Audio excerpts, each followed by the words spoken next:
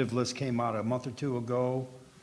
Public comments going through, I believe, next week, and on June 19th, they're going to approve the list. So if we could get a briefing on the improvements on the projects that are going to be going on in Pima County, and how they're funded through state funds, local funds, federal funds, if we could get something like that, it'd be helpful.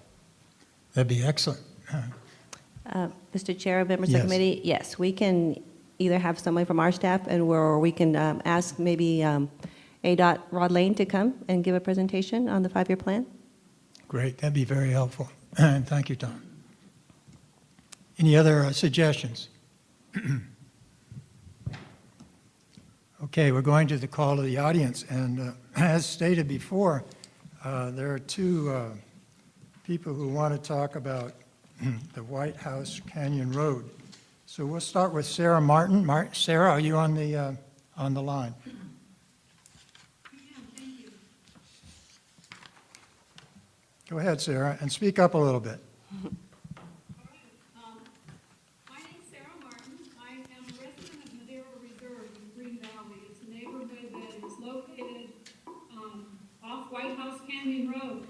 And since you're talking about topics for future discussion, I'm happy to bring to you the subject of White House Canyon Road as one that needs to be before you. I'm here on behalf of a number of people in the Green Valley community, both from my own subdivision and our neighborhood in general.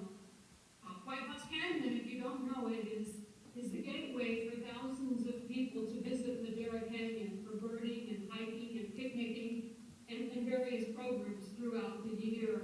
It's also an access road to off-road recreation enthusiasts, and it's the access road to Camino de la Panoa, where you're already doing some work to improve access to the Chuckatino Baseball Complex, which is a Pima County facility, as well as the Green Valley Recreation pickleball courts, which were newly opened within the last 18 months or so.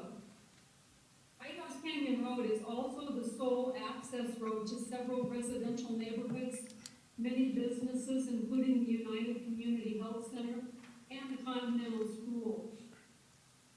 In the almost 6 years that I've lived in the area, White House Canyon Road has never had any work beyond basic emergency repairs to loosen cracked asphalt. It's a narrow, winding road that at many points doesn't even have safe bicycle lanes. Daily traffic from large commercial and construction vehicles, recreation vehicles, and so on has caused the road to deteriorate further, particularly in the section from Continental Road to just beyond the railroad tracks. To the prosperity of our community and to the economic well-being of tourism and recreation in our area, I strongly urge the Transportation Advisory Committee to impress this need upon Pima County's Department of Transportation to expedite repairs to this important artery. Thank you, Sarah. We appreciate your comments, and certainly we will take them under consideration. Also, staff will prepare a response to your comments. And we're going to go to the second person. If Roger Ludham is on the line, would you care to join us and offer your comments on White House Canyon Road? Yes, thank you for allowing me to do this. Can you hear me? Just fine, thanks. I'll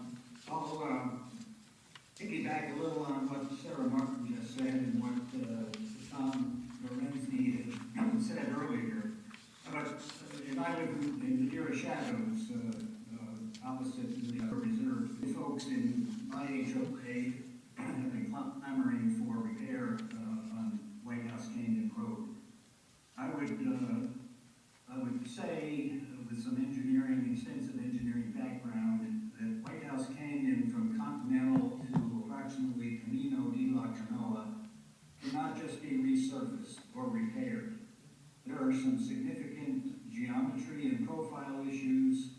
There's a horrendous crossing of the Union Pacific Railroad, which is very uneven. A lot of vehicle maintenance will be required when it bounces over that track.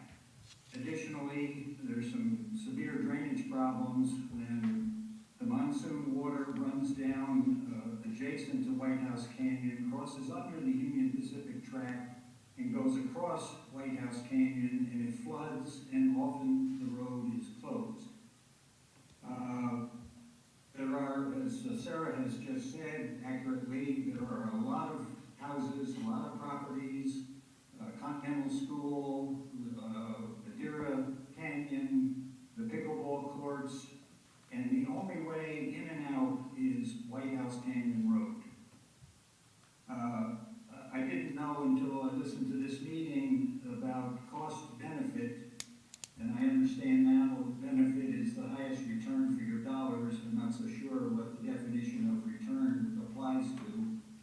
But my take on cost benefit is I think the reconstruction that I am talking about on White House Canyon is going to be very expensive. But couple that with the benefit that will be for all the homeowners here, who I would suggest these are very highly assessed houses, and therefore we pay an awful lot of property tax. I think we need a big bang, a big road bang for our property tax levels. I will leave it there. Tom Berenzzi has already talked about the PCI and the fact that apparently the PCI has been applied to some 7 miles of White House Canyon, whereas if it were applied to just this 3/4 of a mile, it would be beyond a failing rate. And I urge the Pima County Department of Transportation to pay some serious attention and apply some serious money as soon as possible to repair this section of White House Canyon Road. Thank you very much. Thank you, Roger, and certainly your comments and Sarah's comments have been taken under consideration, and a response will be prepared, and you should be receiving that.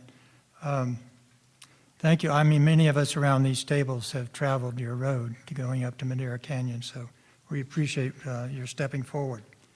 Okay, let's go to the next one. Is Josh Buell on the line? Yeah, go ahead, Josh. It's all yours.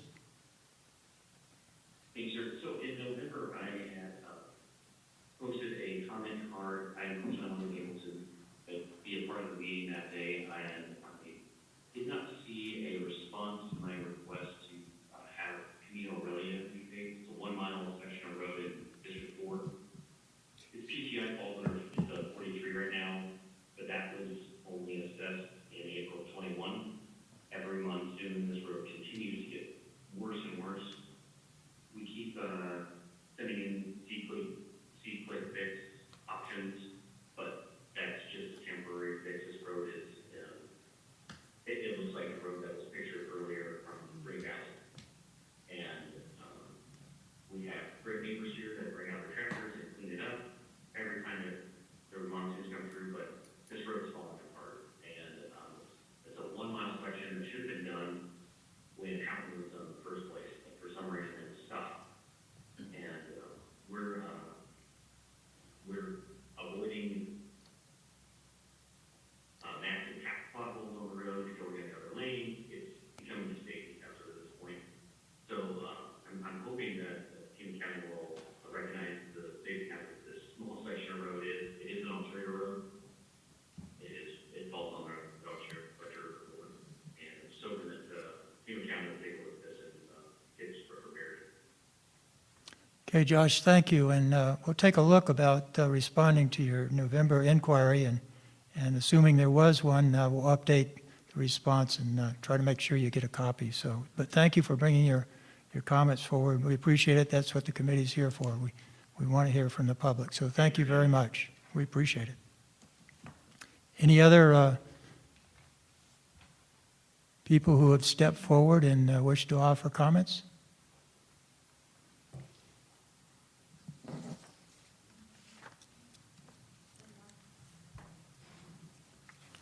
Okay, not, Mr. Chair Verberg, sorry, we Yes, do have Gilbert. one that Go was ahead. unable to be online, but I will read it on behalf. okay, good. Thank you. This was submitted by Ann and Gerald Wheeler. This is in regard to the subdivision area called Mesa Land. The roads in our neighborhood, Mesa Land, are in dreadful condition, with many large and small potholes, rough, bumpy patches, and huge cracks. These roads have not been resurfaced for many, many years, 30 plus, and have school buses traveling on them, as well as delivery trucks, construction trucks, and normal, quite heavy surface traffic. I understand they were not on the list for resurfacing in 2023, and as a taxpayer, I feel that our turn should be coming up at least in 2023, if not sooner. Okay, thank you, Gilbert, for reading that, and I found that actually that was in my pile here, so my mistake. Thanks for keeping us on course, Gilbert, appreciate it. Okay, any other comments? Sound like there are any. Okay, the next meeting is June 28th. If you have any comments or suggestions for the agenda, please get them into Annabelle by June 10th. If there's nothing else, I'll entertain motion for adjournment of the meeting. Mr. Chairman, so moved. Okay, Dan moves for adjournment. Is there a second? Charlene is seconding. Hearing no objections, we are adjourned. Thank you all.